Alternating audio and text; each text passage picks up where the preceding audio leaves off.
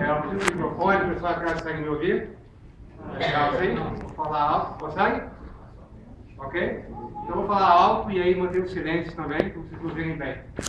Então, meu nome é Daniel Figueiredo, eu sou professor de redes, computadores no CEDEB, Redes 2, que é a disciplina do último período. Tem algum aluno meu aqui fazendo a disciplina agora? Só um? Dois? Ok. Legal. Então, eu preparei uma apresentação relativamente curta sobre o que eu faço aqui na UFRJ e alguma coisa que eu chamei, além de redes de computadores. Vou falar para vocês um pouquinho mais sobre coisas que vão depois ou além de redes de computadores. Vamos pensar em redes de maneira mais abstrata, mais geral. Então, vamos começar pensando numa rede de computador. Quando você pensa numa rede de computador, né, o que vem na sua mente? Bom, equipamentos, como servidores, roteadores, switches, seu celular, meu laptop, por exemplo, é fundamental para uma rede de computador. E outro aspecto são os enlaces, são as ligações entre esses equipamentos. A rede sem fio, a rede ADSL, o Ethernet e por aí vai. Além disso, o terceiro aspecto fundamental são os aplicativos. São as coisas que funcionam em cima da rede de computador. Por exemplo, a web, o BitTorrent, o Skype, o YouTube e por aí vai. E está faltando alguma coisa nessa minha figura, que é fundamentalmente importante. O que está faltando aqui? Pessoas. As pessoas, os usuários. As pessoas são a razão de ser da rede. A rede só existe porque a gente quer usar ela. Senão não faria sentido. Roteadores, enlaces, aplicativos. Então os usuários são a razão de ser. Por que a rede existe? Ok? E se você pensar nisso tudo, né, é um grande desafio. Pensa em como fazer uma rede de computador funcionar. Como é que eu faço isso? Como é que eu faço para construir uma rede do tamanho da internet de forma que ela funcione bem? Quem sabe a resposta? Como é que eu faço para abordar um problema desse tamanho? É uma ideia central da computação. O que eu tenho que fazer? Alguém falou. Dividir. Exatamente. Vou dividir para conquistar. Então é exatamente assim que a gente resolve esse desafio. A gente pega esse grande desafio e divide ele em partes. E vamos construir soluções específicas para cada parte. Então, por exemplo, numa rede, né, problemas como transmissão de confiável, transmissão de dados confiável, endereçamento, roteamento, congestionamento, acesso ao meio, transmissão multimídia, segurança, são pedaços pequenos que são resolvidos unicamente. Então eu divido, resolvo esses pequenos pedaços e eu tenho um sistema inteiro funcionando. E a história é de grande sucesso, né? Nós temos aí a internet funcionando e todo mundo usa todo dia, além de outras redes muito grandes que o homem construiu, funcionam muito bem. A internet é considerada uma das mais importantes invenções do século XX. É algo que vem transformando a nossa sociedade como algo nunca imaginado antes. Mais forte do que a televisão, mais forte do que a aviação comercial, a internet é um instrumento de transformação da sociedade. Então a gente pode dizer que a história é de sucesso. Nós sabemos fazer um sistema complexo como uma rede funcionar muito bem. Ok? E esse é o meu último slide sobre redes de computadores. Agora eu quero falar sobre redes não mais de computadores, redes de coisas mais gerais. E rede para a gente aqui vai ser uma abstração que permite codificar algum relacionamento entre conjunto de objetos. Eu quero codificar como é que essas coisas estão relacionadas. Então, os objetos que eu estou a fim de codificar algo em cima vão virar vértices da minha rede. E os relacionamentos, a existência de relacionamentos, vai virar aresta. Ok? E com essa ideia, eu fujo do conceito de redes de computadores e começo a falar sobre rede de qualquer coisa. A Sula falou aqui na primeira apresentação da rede de pontes, que regiões de uma cidade estão conectadas por pontes. Era a rede de pontes. Okay? Eu posso pegar essa abstração e falar sobre qualquer tipo de rede. Vamos começar com um exemplo? Uma que está muito na moda é a rede social, né? Na rede social, os vértices são o quê? Pessoas. Usuários, certo? E relacionamento? Que me dá um tipo de relacionamento numa rede social? Amizade. É mais comum hoje em dia, né? Quem é amigo de quem? Então, objetos, pessoas, relacionamento, amizade. Eu tenho aqui um conjunto de pessoas, podem ser colegas ou não, e eu vou codificar em cima desse conjunto de pessoas a amizade.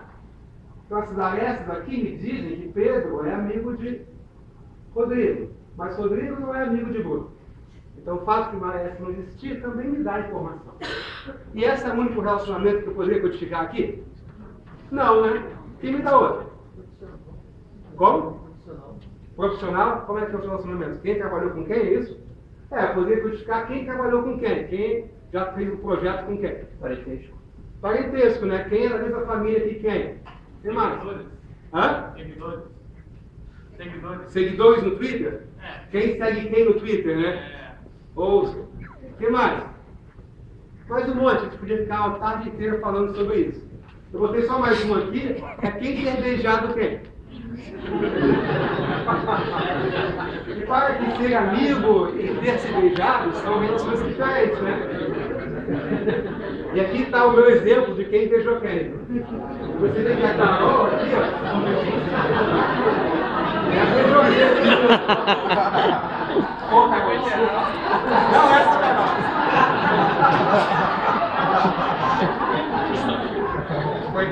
Foi sem querer, não é? E que o Pedro já deu um beijo no Rodrigo, né? Ok? Legal. Então repara que a rede aqui, essa estrutura, está codificando o relacionamento.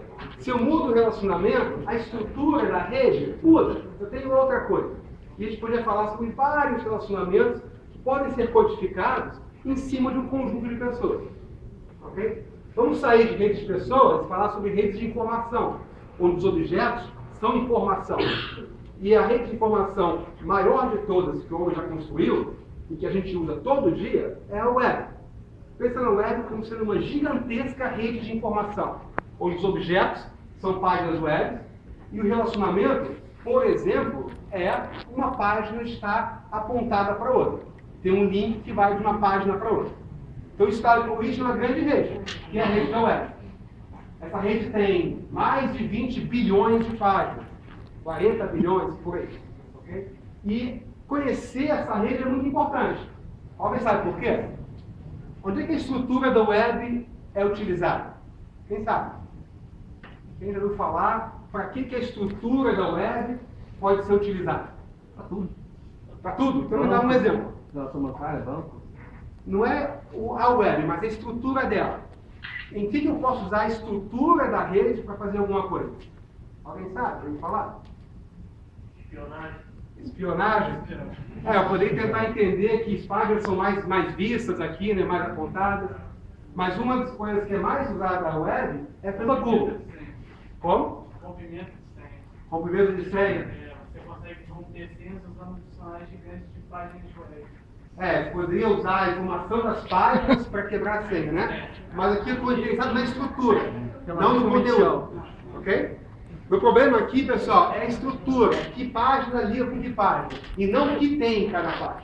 Não estou interessado na estrutura aqui. Desculpa, no conteúdo aqui. Só na estrutura. A estrutura é usada pela Google, por exemplo, para ranquear as páginas web.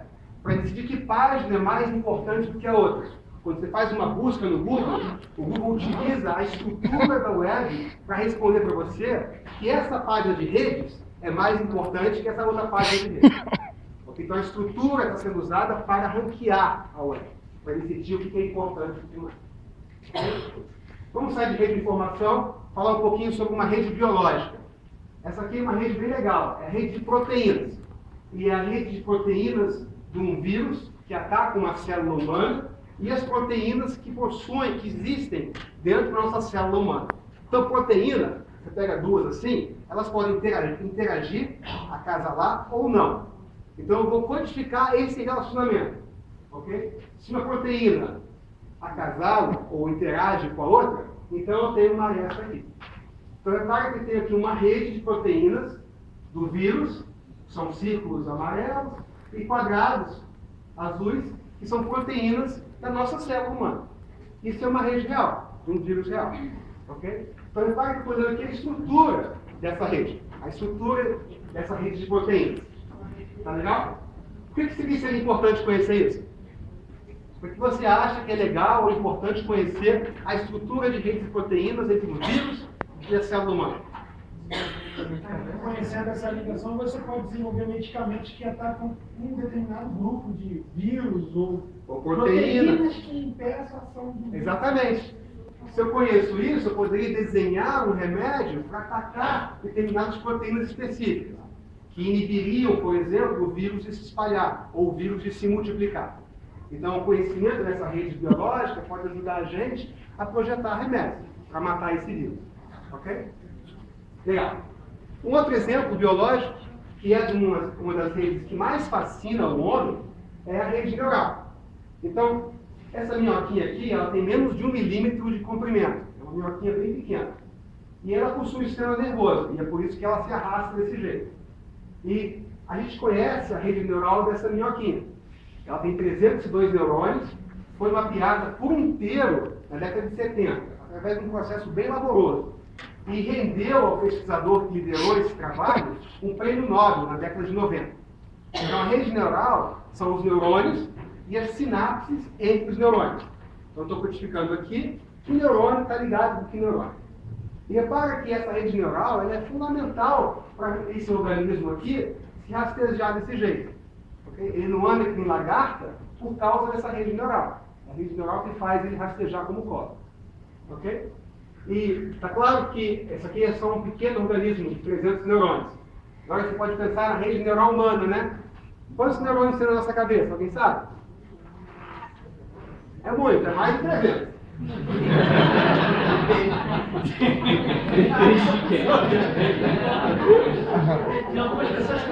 Alguém sabe?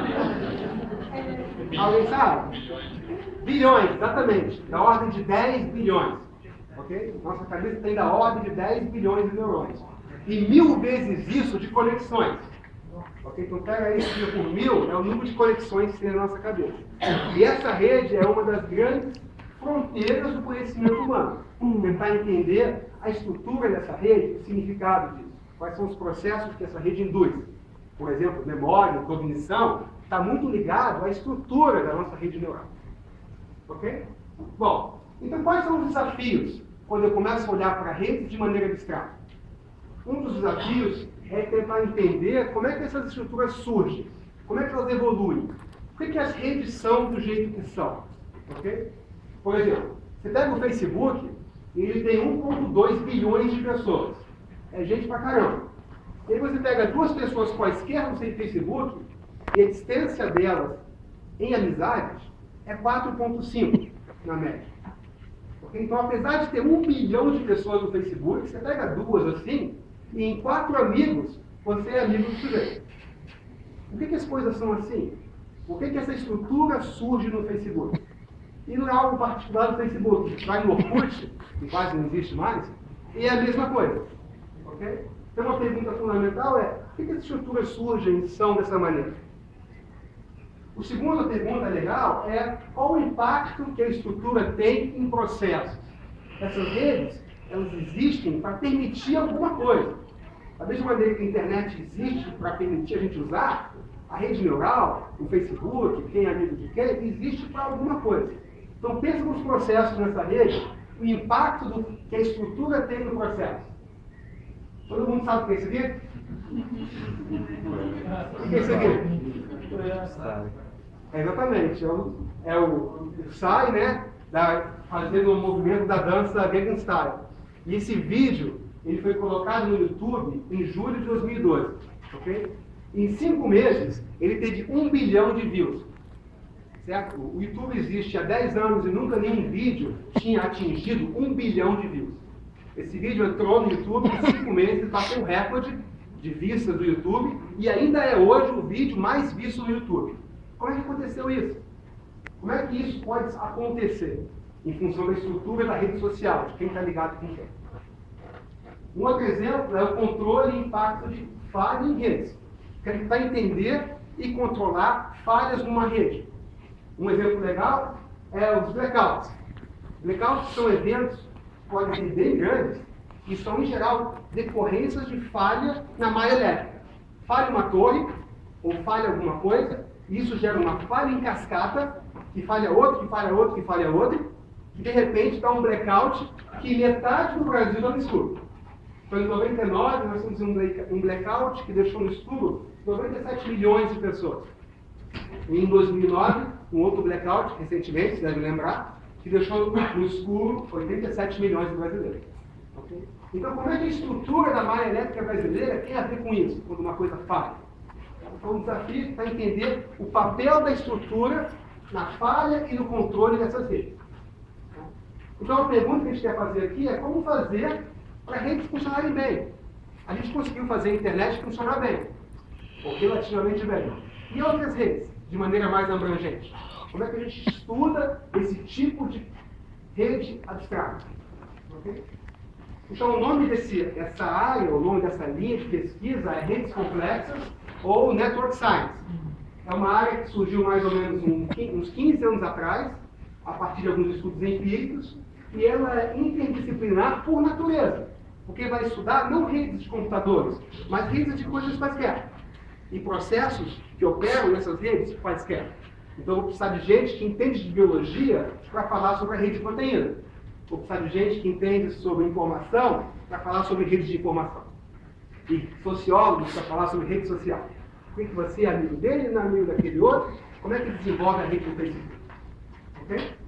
Legal. E o objetivo principal dessa área, ou desse tema, é entender como que as coisas se conectam. Como é que as coisas se conectam? E o que significa esta conectividade?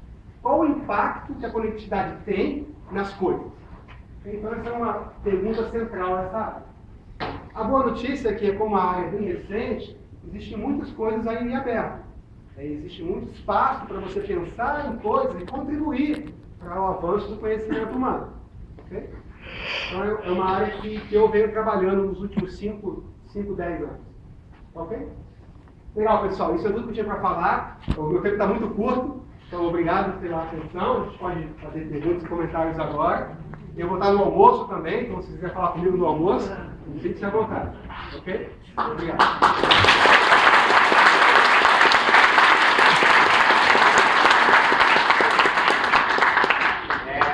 Dá um tempo para uma perguntinha, porque nós temos que seguir o horário do almoço, né? E aí, como o professor Daniel disse, ele vai estar no almoço, vocês podem cercar o Daniel no almoço, uma perguntinha.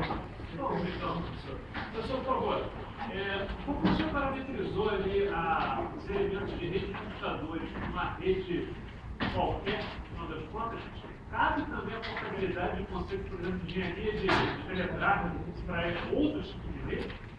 Que nível que a gente está nesse caminho de pesquisa?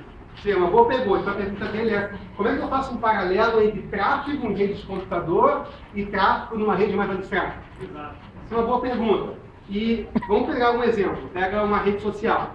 Que trafega numa rede social informação.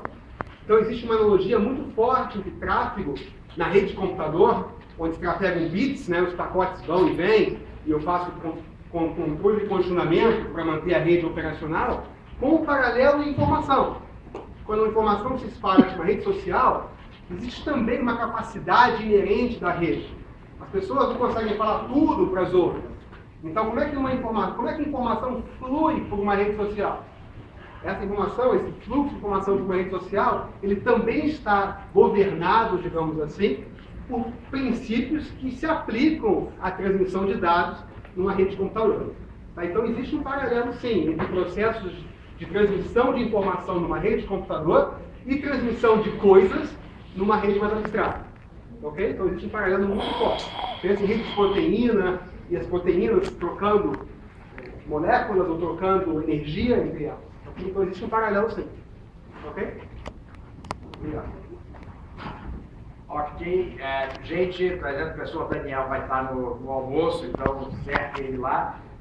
Nós agora, anúncio, né? Nós vamos encaminhar para o restaurante da universidade, é aqui em frente, nós vamos atrás da Carol.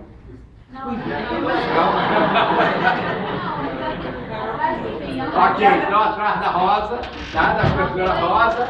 tá? E